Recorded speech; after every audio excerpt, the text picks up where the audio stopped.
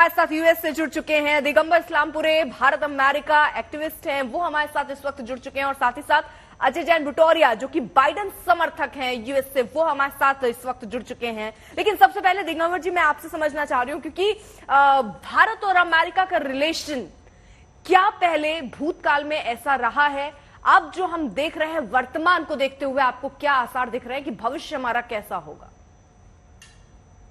तो I think मैं सबसे पहले तो ये कहूंगा, इस तरीके से कभी भारत के इतने करीब रिश्ते नहीं रहे अमेरिका के, एक नई ऊंचाई पे है अभी सबसे ज्यादा। अगर आप उसके स्पीच में समराइज करना है तो एक ही बात को समराइज कर सकते हैं। उन्होंने बोला whatever this policies are like you know the acts that we are doing, ये जो पॉलिसीज हम साइन कर रहे हैं सिर्फ पॉलिसीज नहीं है, ये we are shaping lives and we are making creating destinies and we are collectively trying to achieve those destinies. So ये समरी है उनका स्पीच का। उनका कहने का मतलब है कि ये सिर्फ फैसले नहीं है, ये सिर्फ फोटो के लिए एमओयूज नहीं है, ये ऐसे फैसले हैं जिससे भारत के हर नागरिक खास करके उनको जीवन को छिया जाएगा, उनकी जीवन के बदलाव लेके आने वाले हैं।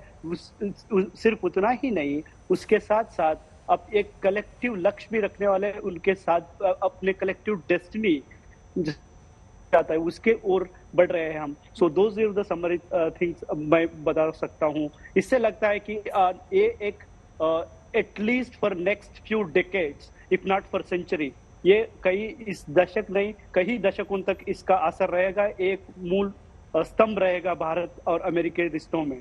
सो ऐसा हम मानते हैं। इससे पहले तो इतना करीब कभी नहीं रहे अमेरिका और भारत। ठीक है अजय जैन, देखिए इससे पहले ऐसा नहीं प्रधानमंत्री नरेंद्र मोदी अकेले ऐसे हैं भारत से गए हों जो स्टेट विजिट के लिए। इससे पहले मनमोहन सिंह भी जा चुके हैं, सर्वपल्ली भी जा चुके हैं, स्टेट विजिट पहले भी हुई हैं। तब भी यही बातें कही गई कि अमेरिका और भारत के साथ बहुत अच्छे रिश्ते बन रहे हैं या बनेंगे भविष्य में। अभी प्रधानमंत्री का स्टेट विजिट पर जाना, आपको ऐसी क्या चुनिंदा चीजें दिखती हैं उनके संबोधन में, डील में, निवेश में, जो आपको लगता है कि पिछले और जो हमारे नेता गए हैं उनसे ये स्टेट विजिट अलग है इस मामले में, या फिर हम उसी से जोड़कर देखें इसे? टू फाउंडेशन जो नेक्स्ट विजिट और स्ट्रॉन्गर और बेटर हुई। तो इस विजिट में खास बात यह है कि दोनों नेता प्रेसिडेंट बाइडेन और प्राइम मिनिस्टर मोदी की एक अपनी पर्सनल रिलेशनशिप और पर्सनल केमिस्ट्री जो है बहुत स्ट्रांग है। प्रेसिडेंट बाइडेन भी चाहते थे कि इंडिया के साथ में अपने रिलेशनशिप और स्ट्रांग हो, और इंडिया भी चाहती है कि यूएस के साथ स्ट्रांग हो। आज ये जो हिस्टोरिक विजिट हुई है उससे इंडिया एक नए विश्व लीडर के रूप में उभर के आया है और एक नए वर्ल्ड ऑर्डर की रचना हुई है जहाँ पे यूएस और इंडिया दोनों मिलकर काफी क्षेत्रों में लीड करेंगे। जैसे कि और इंडिया और यूएस की जो पार्टनरशिप है डिफेंस में बहुत ग्रो करेगी, जहाँ पे नए जो लेटेस्ट वेपन्स और टेक्नोलॉजी है, चाहे वो GE motors technology motor to build fighter jets की ट्रांसफर की बात हो, चाहे लेटेस्ट ड्रोन्स हो, या फिर हेल्थ केयर में हो, या सेमीकंडक्टर मैन्युफैक्चरिंग में हो, बहुत सारी चीज़ों में इंडिया और यूएस का डेवलपमेंट जो है, इकोनॉमिक ग्रोथ दोनों का बहुत रहेगा। प्लस आपने ये देखा कल कांग्रेस में बाई पार्टीजन सपोर्ट था, डेमोक्रेट और रिपब्लिकन, और कम से कम 60 बार उन्होंने स्टैंडिंग ओवेशन दिया प्राइम मिनिस्टर मोदी को। तो ये सब चीजें नॉर्मली हर स्टेट विजिट और हर स्टेट लीडर को नहीं होती है। तो दैट शोज कि द यूएस और इंडिया दोनों ही अब एक नए नेक्स्ट लेवल पे जाने रिलेशनशिप को ले जाएंगे। उसका मतलब कि दोनों के साथ में मैन्युफैक्चरिंग के होगी, दोनों की इकोनॉमिक डेवलपमेंट होगा, जॉब्स क्रिएट होंगे, चाहे यूएस में है या जो इंडिया की जो प्लेन्स चाहिए इंडिया की एविएशन इंडस्ट्री को, वो यूएस से बाय करेंगे तो यूएस में जॉब्स क्रिएट होंगे, और जब यूएस में मैन्युफैक्चरिंग होगी एस्टैब्लिश तो इंडिया के लिए जॉब्स क्रिएट होंगे।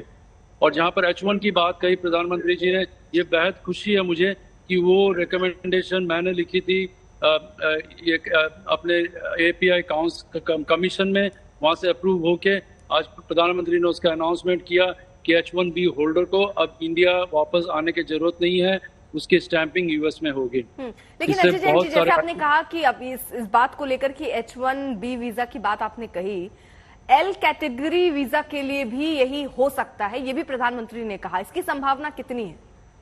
बिल्कुल, वो H1B वीजा का पायलट प्रोग्राम अभी शुरू होगा नेक्स्ट मंथ से पॉसिबली, तो या 1-2 महीने में। उसके बाद में H1B का ये हो जाएगा, जब इसको जस्ट इसके ऑपरेशन को देखते हुए फिर L1 वीजा और बाकी जो वीजा है उनका भी स्टैंपिंग यही होगा। इससे फायदा ये होगा, पहले क्या होता था, H1 स्टैंपिंग एक्सपायर हो जाने से लोगों को इंडिया जाना पड़ता था, लोग बहुत अटक जाते थे, लोग जाने से डरते थे।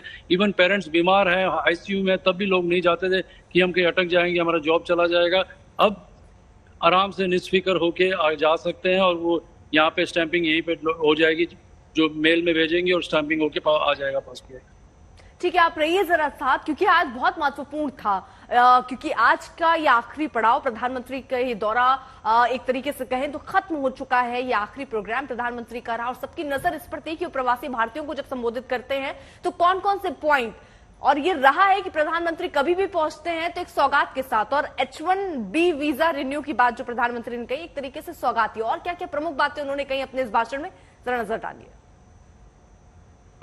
उनकी जो और मेन बातें थी कि जो टेक्नोलॉजी ट्रांसफर होगा, जो मेजर कंपनीज से, चाहे गूगल हो, गूगल ने $10 बिलियन का इन्वेस्टमेंट बोला है, बाकी कंपनीज का, माइक्रोन ने अपना इन्वेस्टमेंट बोला है इंडिया में करेंगे मैन्युफैक्चरिंग के लिए। तो ये सारे जो इन्वेस्टमेंट इंडिया में होंगे वो इंडिया में जॉब्स क्रिएट करेंगे।